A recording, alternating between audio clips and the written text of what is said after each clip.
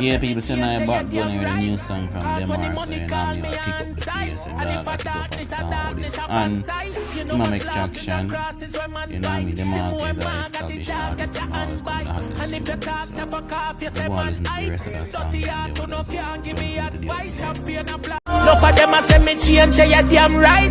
Cause when the money call me on side, and if a darkness up on side, you know much losses and crosses when man fight. The more man got the dog get your hand bite. And if you talk say fuck off, you say man hype.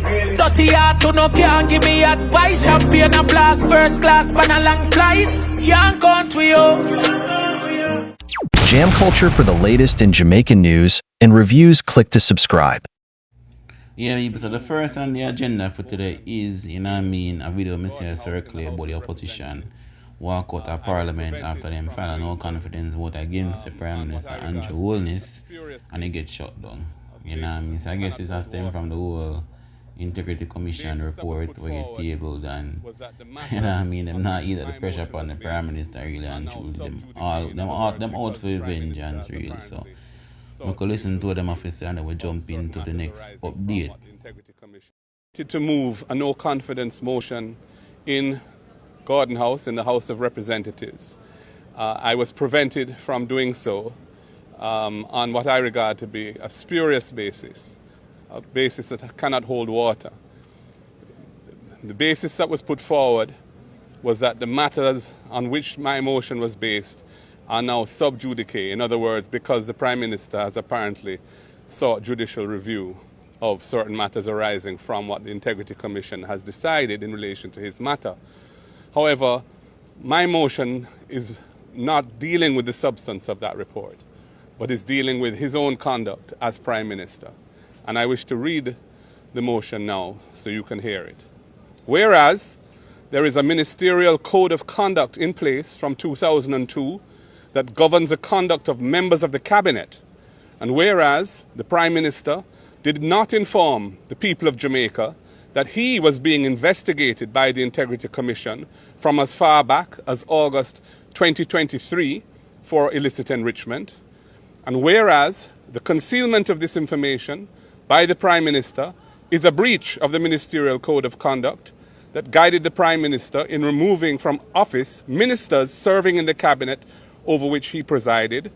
And whereas the annual reports of the Integrity Commission for 22-23 and for 23-24 stated that several members of Parliament, initially 6 and then 8, were under investigation for illicit enrichment, but none had come forward to disclose that he or she was under investigation. And whereas the Integrity Commission's investigation report on the 17th September 2024 tabled in Parliament named the Prime Minister as being under investigation for illicit enrichment. And whereas the Prime Minister, as Chairman of Cabinet, instructed members of Cabinet not to divulge the name of any member under investigation for illicit enrichment, contrary to the spirit of the Ministerial Code of Conduct. And whereas the actions of the Prime Minister have caused and continue to cause severe damage to the trust necessary for good order and respect for public office. Be it resolved that this Honourable House condemns the Prime Minister for not maintaining ethical standards of transparency and openness in government. Secondly, censures the Prime Minister for his acts of covering up and concealment of the names, including his own, of those members of the Cabinet and or Parliament of which he was and may still be aware, but has kept them in positions of influence in the Cabinet with the effect of further undermining public trust in the institutions of government. And declares that the actions of the Prime Minister have severely undermined his credibility and trustworthiness, and that he no longer enjoys the confidence of this House. That was the motion that was to be put forward today and hopefully debated next week. We did not want it debated the same day that it was tabled. The Prime Minister is not here in Jamaica. That would not be right or proper. However, we were not allowed to proceed with the tabling of the motion because the Speaker herself had removed herself because the matter affected her husband, and the Deputy Speaker ruled that the motion was improperly brought in breach of the standing orders, relying on the sub judice rule, and so the motion will not go forward. And we think that that is an abuse of the rules of Parliament, and no confidence motions have a very high place in our constitutional arrangements. If a no confidence motion is passed in Parliament, the Governor-General has to dissolve Parliament and call elections. So that is in section, I think, 64 of the Constitution, subsection 5. So for them to block the opposition from bringing a motion on the alleged basis that the matter is sub judice is really, in my view, a bad and sad day for our democracy. Again, it's an example of freedom of speech, freedom of association, our democratic principles. Andrew Suze IC. From Nationwide Radio.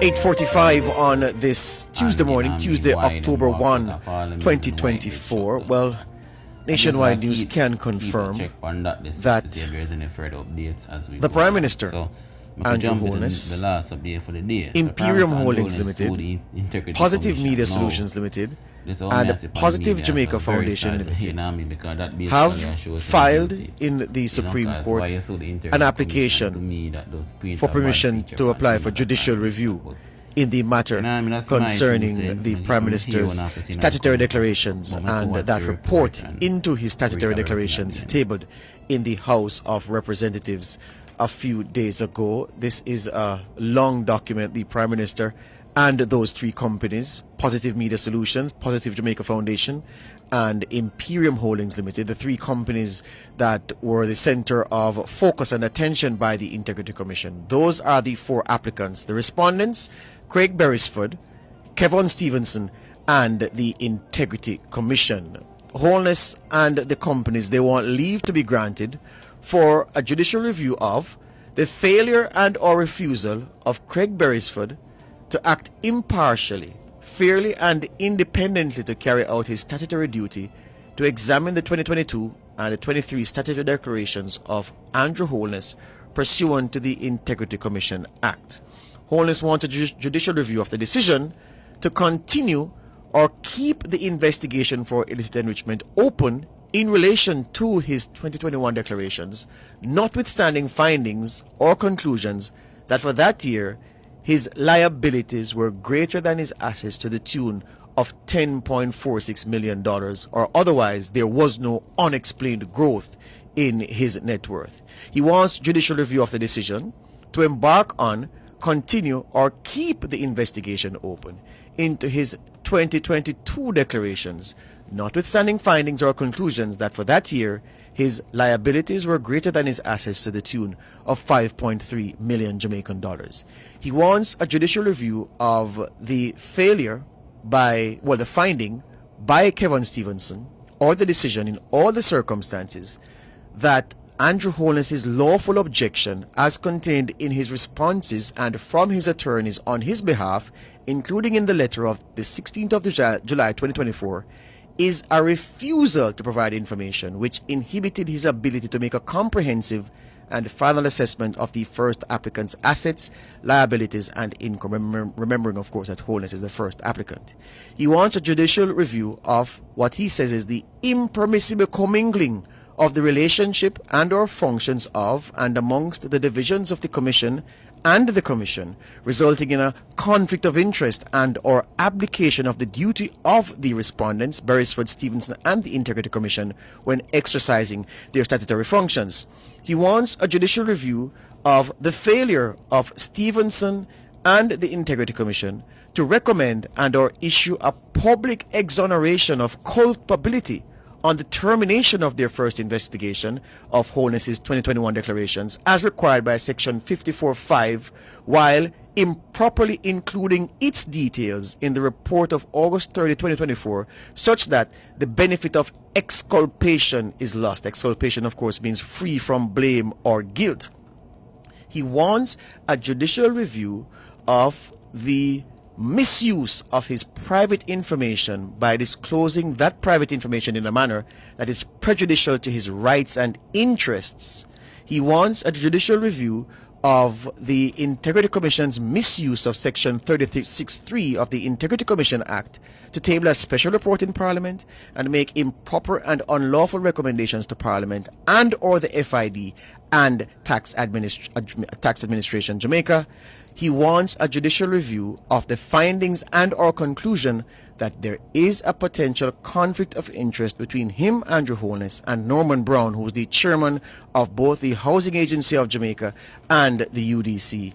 And he asks for several orders. Order of certiorari, court process, of course, that seeks a judicial review of a decision by a government entity. He also wants an order of mandamus, which is a court order that requires a government official or entity to perform a legal duty or refrain from illegal action.